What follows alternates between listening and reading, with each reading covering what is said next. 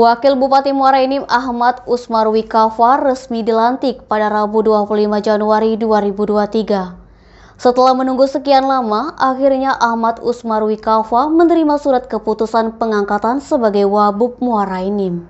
Pelantikan dan penyerahan mandat tersebut diberikan langsung Gubernur Sumatera Selatan Haji Herman Deru dan disaksikan seluruh unsur Forum Koordinasi Pimpinan Daerah Sumatera Selatan dan Kabupaten Muara Enim.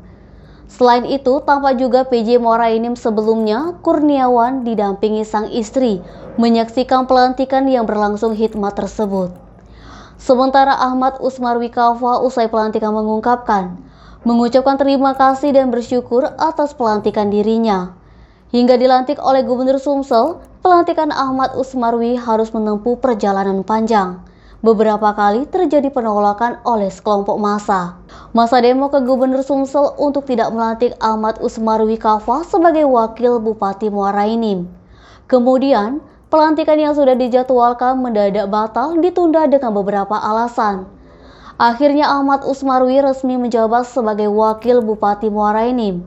Pelantikan berlangsung di Geria Agung Palembang Rabu 25 Januari 2023. Edi Handoko, Sumik.co melaporkan. Jangan lupa like dan share video ini, subscribe YouTube Sumiko Official. Selalu terapkan protokol kesehatan, sehat bahagia selalu untuk kita semua.